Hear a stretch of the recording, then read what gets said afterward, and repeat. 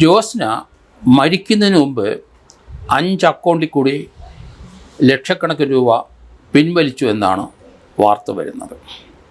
അയർക്കുന്നത്തെ ഒരു വീട്ടിലെ 4 പേര് വിഷം കഴിച്ചു. 3 പേരിപ്പം മരണപ്പെട്ടു. ഇളയ 12 വയസ്സുള്ള കുട്ടി മാത്രം കോട്ടയം മെഡിക്കൽ കോളേജിൽ മരണത്തോട് മല്ലിടുന്നു.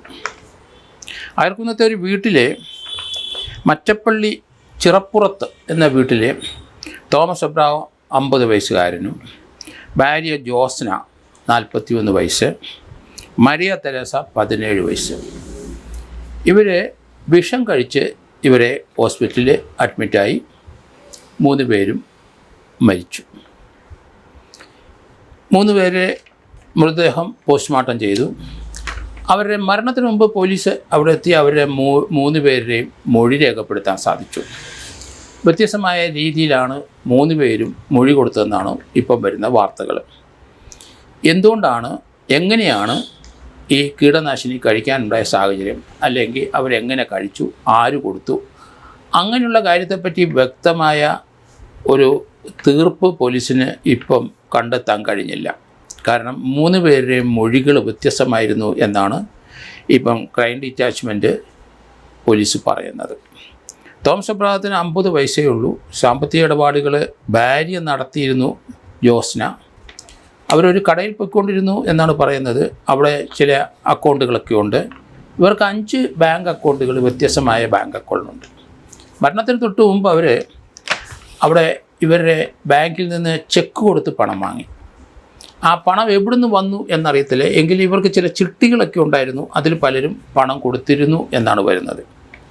ഇവരുടെ മരണത്തിന് തൊട്ട് മുമ്പ് ഇവർ 10 ലക്ഷം രൂപയുടെ ആഭരണങ്ങൾ എടുത്തു എന്ന് പറയുന്നുണ്ട്. അപ്പോൾ അതിലേക്ക് 10 ലക്ഷം രൂപ എങ്ങനെ വന്നു എന്നുള്ളത് പ്രസക്തമായ ചോദ്യമാണ്.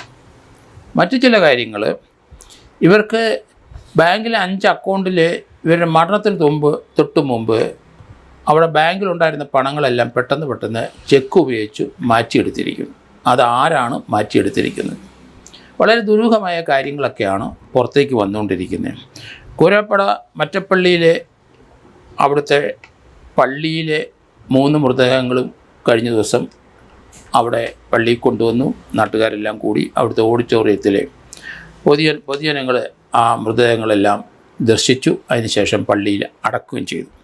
എന്നാൽ ആ 12 വയസ്സുകാരൻ അലനെ ഇപ്പം ക്രിട്ടിക്കൽ സ്റ്റേജിലാണ്. അതുകൊണ്ട് പോലീസിന് അലൻ്റെ സ്റ്റേറ്റ്മെൻ്റ് എടുക്കാൻ കഴിഞ്ഞില്ല. ഡോക്ടർമാർ അതിന് അനുവദിക്കുന്നുമില്ല. കാരണം വളരെ ക്രിട്ടിക്കൽ സ്റ്റേജ് ആയതുകൊണ്ട് അലനെ ചോദ്യം ചെയ്താൽ കുറച്ച് യാഥാർത്ഥ്യങ്ങൾ എന്താണ് സംഭവിച്ചത് എന്ന് മനസ്സിലാവും. കുട്ടിയാണ്, 12 വയസ്സേ ഉള്ളൂ. പക്ഷേ മറ്റു 3 പേരും വ്യത്യസ്തമായ മൊഴി കൊടുത്തിട്ട് അവർ കീടനാശിനിയുടെ എഫക്റ്റിൽ അവർ മരണമടഞ്ഞു പോയി. എന്തായാലും വളരെ ദുരൂഹതയുണ്ട് ഈ കേസിനെ സംബന്ധിച്ചിടത്തോളം. കാരണം ലക്ഷക്കണക്കിന് രൂപ ബാങ്കിൽ എങ്ങനെ വന്നു, അതെങ്ങനെ പോയി, എവിടുന്ന് ഈ പണം സംഘടിപ്പിച്ചു?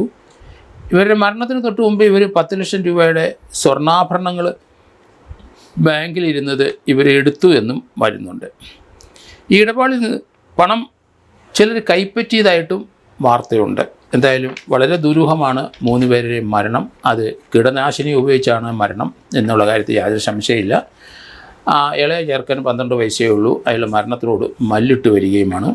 കൂടുതൽ വിവരങ്ങൾക്ക് നമുക്ക് പോലീസിൻ്റെ അന്വേഷണം മുന്നോട്ട് പോയെങ്കിൽ മാത്രമേ അറിയാൻ കഴിയുള്ളൂ. ആരെങ്കിലും ഇവർക്ക് വിഷം കൊടുത്തതാണോ, ഇവരത് സ്വയം കഴിച്ചതാണോ, അത് വീട്ടിലെ ഏതെങ്കിലും ഒരംഗമാണോ ഇതിന് തുനിഞ്ഞത്, ഇങ്ങനെയുള്ള കാര്യങ്ങൾക്കൊക്കെ ഒരു കൃത്യത വരാനുണ്ട്.